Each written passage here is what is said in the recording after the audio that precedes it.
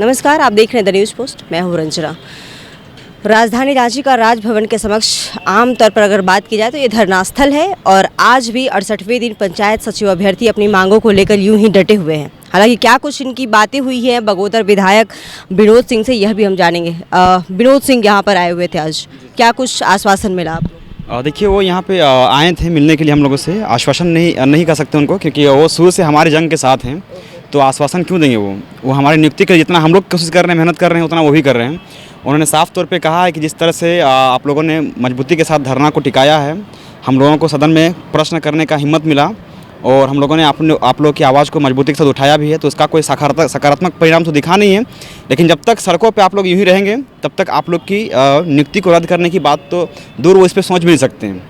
और इसीलिए आप लोग सड़कों पे टिके रहिए और सदन में हम लोग बात उठाएंगे, उठते रहेगा। ऐसा नहीं लगता आपका आंदोलन में, मतलब जैसे जिस तरीके से पूर्व में आप सक्रिय थे शुरुआती महीने में, ये तीसरा महीना होते होते आंदोलन कमज़ोर दिखता जा रहा है? तीसरा महीना घुस चुके हैं। लंबे समय से आंदोलन चलने से थोड़ा सा कमज़ोर होता ही है, क्योंकि आंदोलन में विराम होना ज़रूरी है और हम लोगों ने विराम नहीं दिया है, क्योंकि विराम होने ही हमें डर लगता है। कब दे रहे हैं विराम? सोचे हैं, देखिए 31 तक हमारा नियुक्ति वर्ष है। 31 तक से हमारी नियुक्ति नहीं मिलेगी, हम उस समय विराम नहीं देंगे, बल्कि उस समय हमारा आंदोलन का तरीका बदल जाएगा।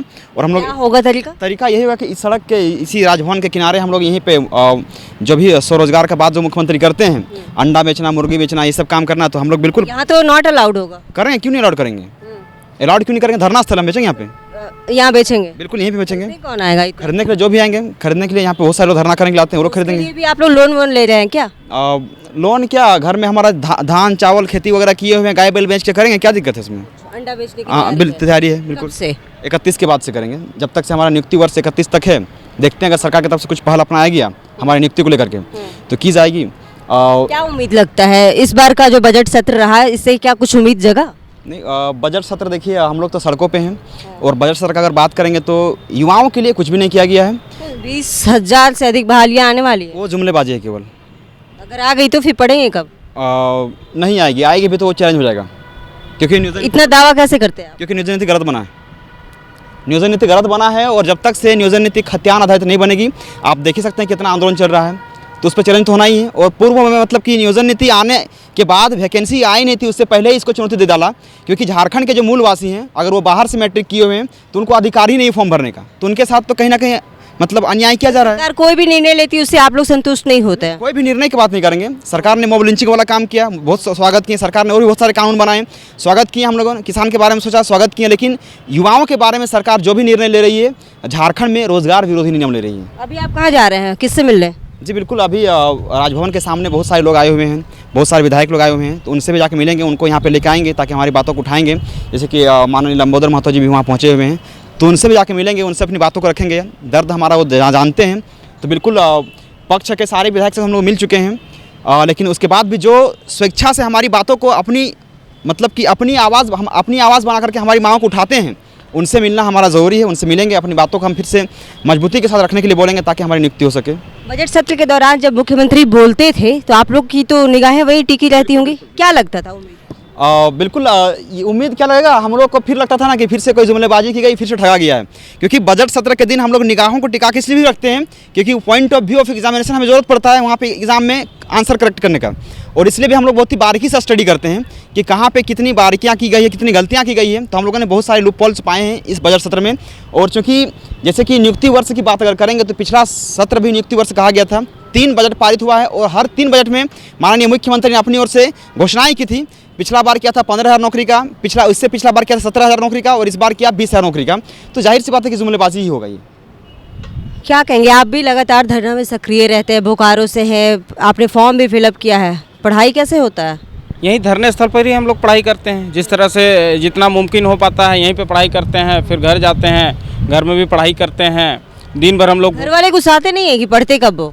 घर वाले क्यों गुस्साएंगे, घर वाले तो हिम्मत देते हैं कि वो भी इस परिस्थिति को, क्योंकि झारखंड को भली भांति हम लोग से पहले भी हमारे घर वाले जानते हैं, तो जान रहे हैं कि झारखंड में सिर्फ पढ़ने से नौकरी नहीं मिलेगी, यहाँ आपको लड़ाई करना होगा, सड़कों पे संघर्ष करना होगा। इसलिए हमारे संघर्ष में वो हमें हमारी संघर्ष को मजबूती देते हैं। बल्कि विधायक और नेता जब धरनास्थल पर पहुँचता है तो कितना आस जगता है आप लोगों को? ऐसा नहीं लगता फिर आस भी जगता होगा, लगता होगा ठगे भी गए? देखिए कुछ विधायक तो ऐसे हैं जिन पर तो हमें पूरी उम्मीद है, हमारी बातों को जितनी प्रमुखता से सत्र में रखे हैं, चाहे कोई भी सत्र हो, बजट सत्र हो, इससे पहले भी जो सेशन चले हैं, कोई मंत्री नहीं आता। नहीं अभी तक सरकार के कोई भी नुमाइंदे, सरकार के नुमाइंदे हम लोगों से मिलने यहाँ पे नहीं आए हैं, बल्कि हम ही लोग बहुत बार मिलने गए हैं उनके आवास में, चाहे जहाँ भी उनकी सभा होती है वहाँ पे, तो आश्वासन वही जो मिलता है मिलता ही आ रहा है, लेकिन वो अभी तक मिलने नहीं आए हैं। आज हमारे धरने का 68वां दिन है, उसके बाद भी सरकार धरना स्थल पर बहुत कम लोग रहते हैं। अब आप लोग आज दिखाई दे रहे हैं, भीड़ कम हो गई थी, एक लोग भी होली के समय पाए गए, क्या कहेंगे? 68वां दिन, अब कमज़ोर होता आंदोलन दिख रहा है। देखिए ये काफ़ी लंबा समय हो चुका है 68 दिन। वैसे तो छात्र ये नहीं चाहते कि हम रोड पे बैठे, सड़कों पे बैठे, या दरी बिछा के बैठना किसी को भी पसंद नहीं है, बट सरकार की ऐसी नीतियाँ है जिस वजह से जी आंदोलन कर रहे हैं, लड़ाई कर रहे हैं, अपने हक की लड़ाई लड़ रहे हैं। और ये लड़ाई इसलिए लड़ रहे हैं क्योंकि वहाँ जो हमारे सर के ऊपर बैठे हुए उनकी नीति सही नहीं है।